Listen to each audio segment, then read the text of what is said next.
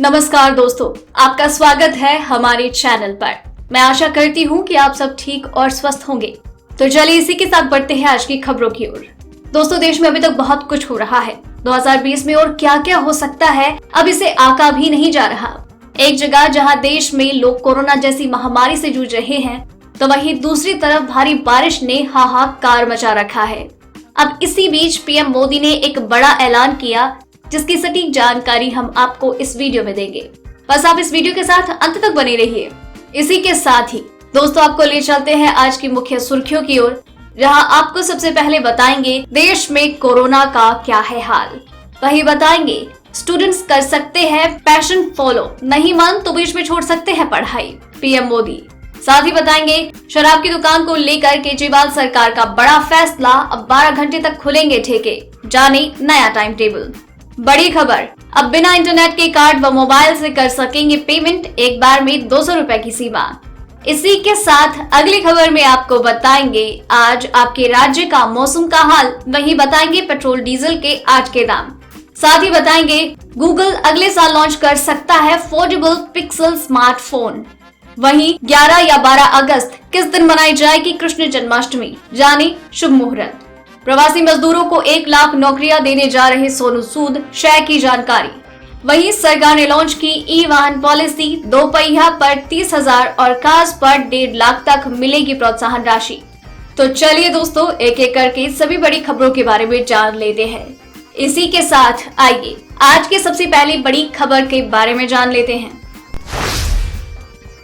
भारत में corona virus का कहर जारी है। देश में कंफर्म केसों का आंकड़ा 20,30,001 के पार हो चुका है और 41,673 से ज्यादा लोगों की जान जा चुकी है। वहीं 13,78,642 लोग ठीक हो चुके हैं। दुनिया भर में इस वायरस की वजह से 7,18,074 लोगों की जान जा चुकी है। वहीं 1,92,82,056 कंफर्म केस आ चुके हैं। हो सकता है जब आप ये वीडियो देख रहे हो तो यह आंकड़ा और बढ़ गया हो।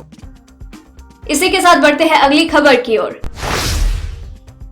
पीएम ने आज शिक्षा नीति पर अपने विचार रखे, जिसमें उन्होंने कहा कि तेजी से बदलते हुए समय और जरूरतों के हिसाब से शिक्षा नीति में बदलाव किए गए हैं। शिक्षा नीति में 34 साल के बाद बदलाव हुए हैं। इसके लागू होने से शिक्षा के स्तर में छात्रों को फायदा होगा। सबसे ज्यादा फायदा उन छात्रों को होगा जो अपना पैशन फॉलो करना चाहते हैं। पीएम ने कहा, लंबे समय से ज्यादातर छात्र भेड़चाल के नियम को ही फॉलो किया करते थे। अगर कोई डॉक्टर बन रहा है तो सभी डॉक्टर बनना चाहते थे। अगर कोई इंजीनियरिंग की लाइन में जा रहा है तो सभी इसी लाइन में जाना चाहते थे, लेकिन कोई अपने पैशन को फॉलो नहीं करता था। उन्हें करियर की चिंता सताती थी। ऐसे में हमने नई शिक्षा नीति के तहत मल्टीपल एंट्री और एग्जिट सिस्टम सुविधा छात्रों को दी है, जिसका अर्थ है छात्र अगर चाहे तो सेमेस्टर के बीच में अपनी पढ़ाई छोड़कर अपना पैशन फॉलो कर सकते हैं।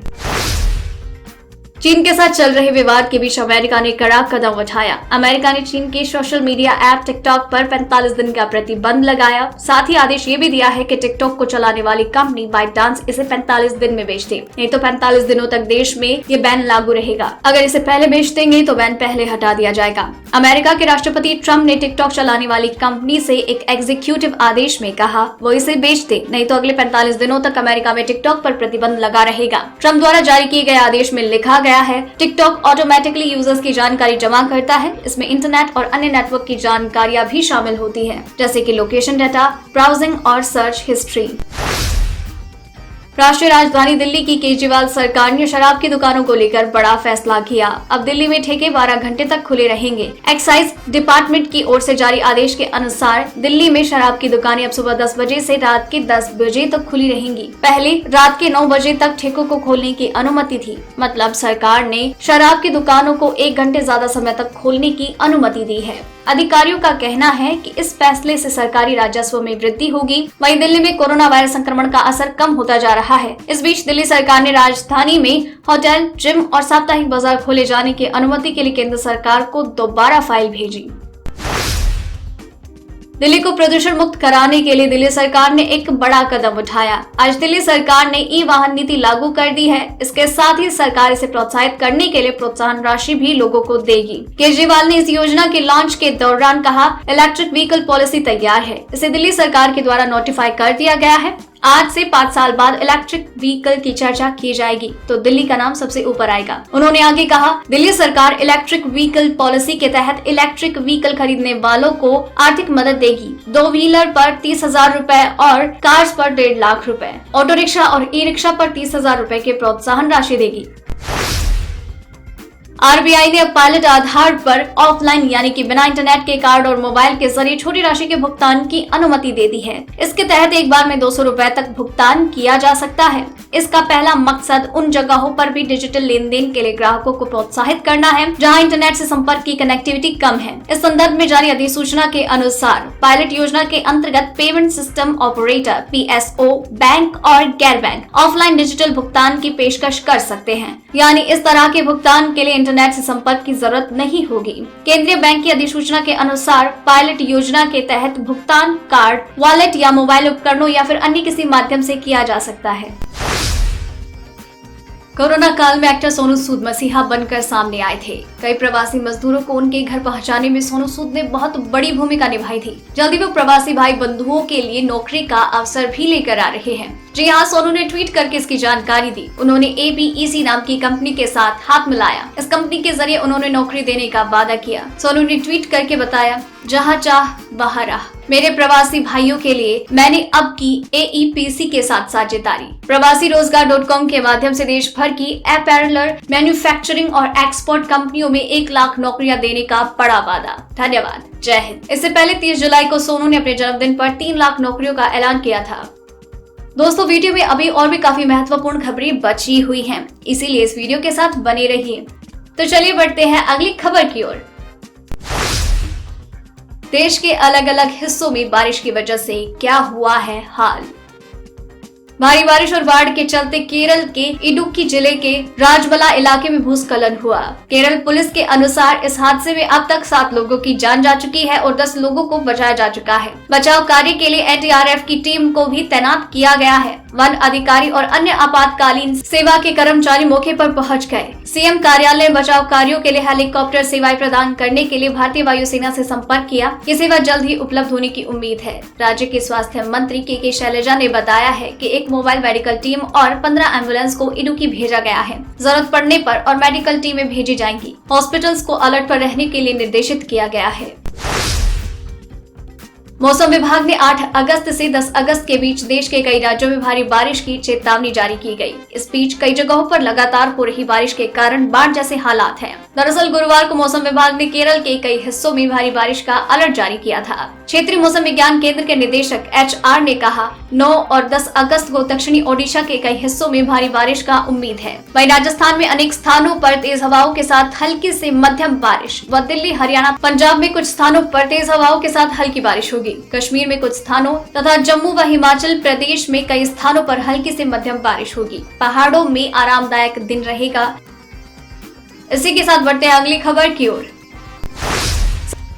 सरकारी तेल कंपनियों के द्वारा आज दिल्ली, मुंबई, चेन्नई और कोलकाता में पेट्रोल और डीजल के दाम पहले की तरह ही है। आज दिल्ली में पेट्रोल की कीमत 80.43 और डीजल 73.56। वहीं IOCL की वेबसाइट के अनुसार कोलकाता, मुंबई और चेन्नई में 1 लीटर पेट्रोल की कीमत 82.05, 87.19, 83.63 है, तो वहीं डीजल 77.06, 80.11 और 78.86 रुपए प्रति लीटर।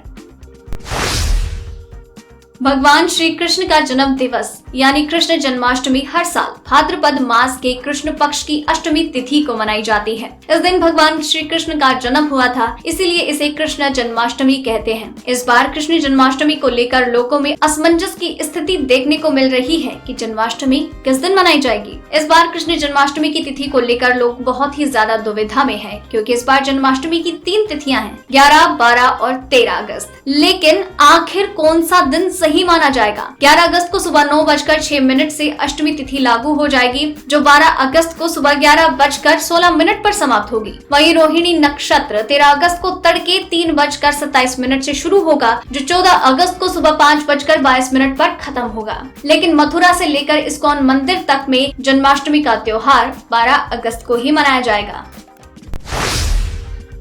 गूगल ने हाल ही में अपने नए पिक्सल स्मार्टफोन्स का ऐलान किया। इनमें से फिलहाल पिक्सल 4a लॉन्च किया गया है, जबकि पिक्सल 4a 5G और पिक्सल 5 को कंपनी नवंबर तक लॉन्च करेगी। रिपोर्ट्स के अनुसार अब गूगल फोल्डेबल डिस्प्ले वाले स्मार्टफोन लाने की तैयारी कर रही है। गूगल पिक्सल के पूर्व हेड ने कहा था कि कंपनी फोल्डेबल डिस्प्ले वाले स्मार्टफोन का प्रोटोटाइप बना रही है। अब 9 to 5 गूगल ने एक लीक्ड डॉक्यूमेंट के हवाले से एक रिपोर्ट में कहा है कि गूगल का फोल्डेबल डिस्प्ले वाला स्मार्टफोन सच्चाई बन सकता है। 9 to 5 गूगल की रिपोर्ट के अनुसार इस डॉक्यूमेंट में एंड्रॉइड के डिवाइसेस के बारे में जिक्र है। इसे रवेन और ओरियोल कोडनेम से इंटरनली जाना जाता है। ये पिक्सल 6 के वेरिएंट्स हो सकते हैं।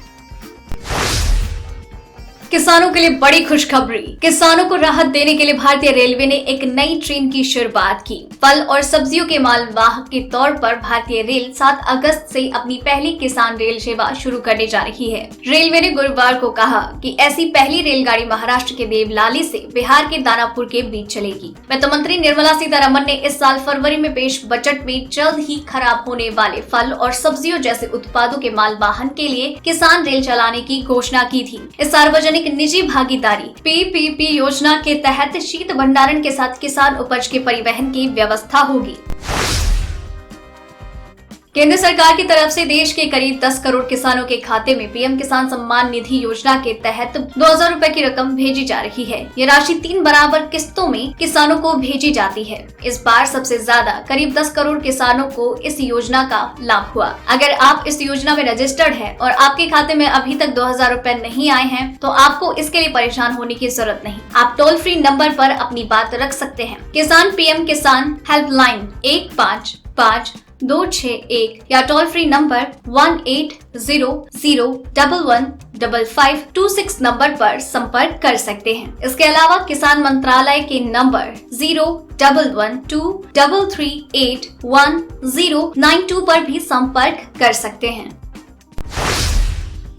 भारत सरकार ने IPL 2020 को देश से बाहर ले जाने के लिए BCCI को मंजूरी दे दी है। IPL के 13वें सत्र का आगाज 19 सितंबर से UAE में होगा। 8 फ्रेंचाइजी टीमों ने अपने खिलाड़ियों और सहयोग स्टाफ के लिए कोविड-19 जांच प्रोटोकॉल और पृथकवास शुरू कर अपनी तैयारियां आरंभ कर दी। BCCI के एक सूत्र ने अपने इंटरव्यू में PTI से कहा, लिखित में मंजूरी अगले कुछ दिनों में कभी भी मिल सकती है। शीर्ष सूत्र ने कहा, हमें सैद्धांतिक रूप से मंजूरी मिल गई है और लिखित में मंजूरी कभी भी मिल जाएगी। ज्यादातर फ्रेंचाइजी BCCI के आदेश के अनुसार 20 अगस्त के बाद बेस के लिए रवाना हो जाएगी। चेन्नई सुपर किंग्स 22 अगस्त को रवाना होने के लिए तैयार है। मुंबई इंडियंस ने अपने भारतीय खिलाड़ियों को अपने बेस पर पृथकवास में रख दिया है।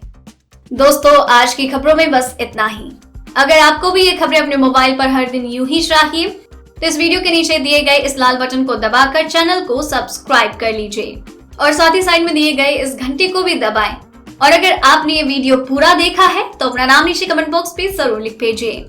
फिर मिलते हैं कल। जय हिंद, धन्यवाद।